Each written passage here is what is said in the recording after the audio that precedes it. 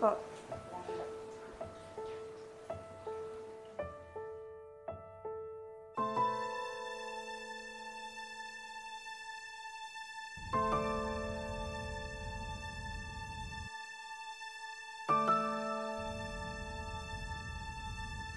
Pero may time ka para mag-shopping?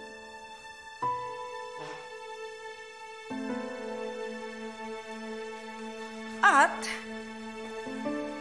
marami kang pinamili. I think I feel slightly offended na pinalitan mo yung perfume na lagi kong binibili para sa'yo.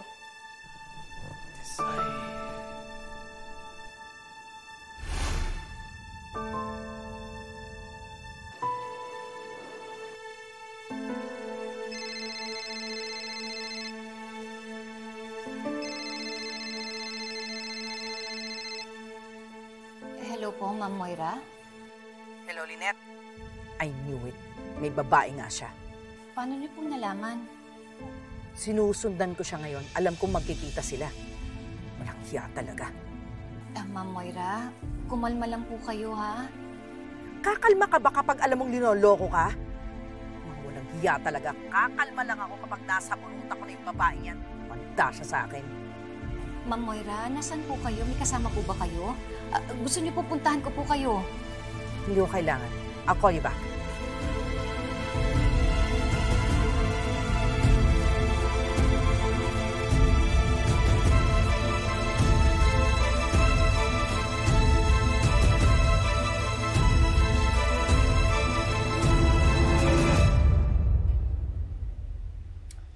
Naku, medyo mainit nga po kayo. Huwag na po muna kayo maglaba, magpahinga po muna kayo. Tapos pag uwi ko po, check ko po ulit kayo, ha? Oh, okay, salamat, Doc Annalyn. Annalyn na lang po. Ay, sige. Salamat. Oh, Tito Michael! Annalyn, Ba't po kayo andito? nanay mo, nandyan ba? Aing ko sana kumain ng almusal eh. Ah? Eh, umalis na po siya. Hindi po ba may lakad po kayo? Wala. Oh. Akala ko po may lakad kayo eh, kasi nakaayos din po siya. Wala naman kaming plano eh.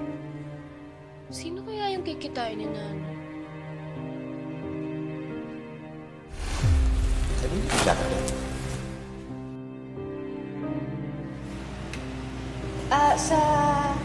Sa katrabaho ko. Kasi malakas yung ulan kagabi, di ba? Kaya pinahiram niya sa akin. Ayun.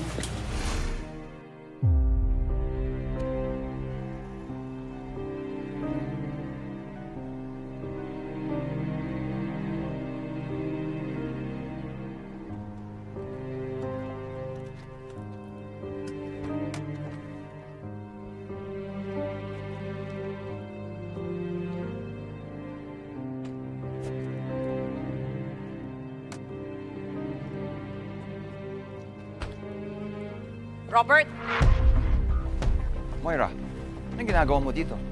nagulat ka, no? Hinuhuli ko kayo ng babae mo. Anong babae? Oh, come on, Robert. Do you think I'm stupid? Asa na siya? Gusto ko siya makita. Moira, tama na. Bakit ba ayaw mo kung pumasok sa loob? Pasabi-sabi ka pa na patay na ang relasyon natin. Yung pala may iba kang binubuhay. Robert, I did everything for you. Hindi ako nagkulang sa'yo. How could you do this to me? I love you. Uwi na tayo, ihatid na kita.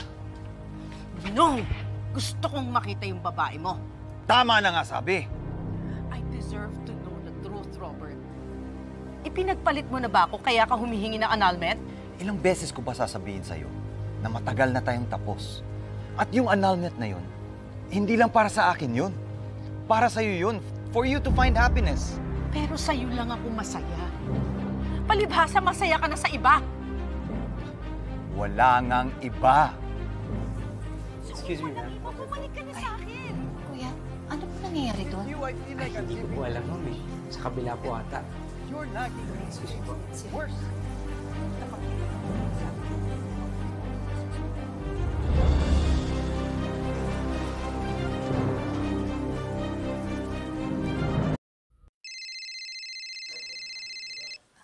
Hello, Annalyn? Nay, kala ko po ba nag-date po kayo ni Tito Michael? Ha? Hindi.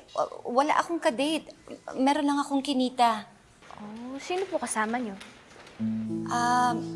Kaibigan. Si nanay may hindi sinasabi sa akin. Pero okay lang po. Pag ready ka na po sabihin, makikinig lang po ako, Nay. Anak, mamaya na lang tayo mag-usap, ha? Para kasi maingay dito, may nangyayari eh.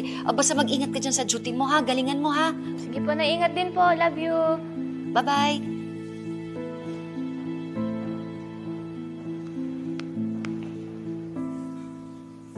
So kung walang iba, bumalik ka na sa akin.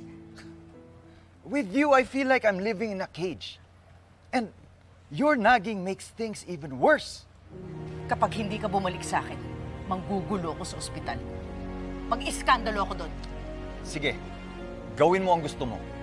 At lalong hindi mo na ako makikita. Hindi ko alam bakit ka nagkakaganyan. Gusto mo malaman ang totoo? Wala akong babae. Yung imimit ko, kaibigan ko lang. Ba't di mo siya ipakilala sa akin? Dahil paranoid ka, guguluhin mo lang siya. Siya ba si Tisay?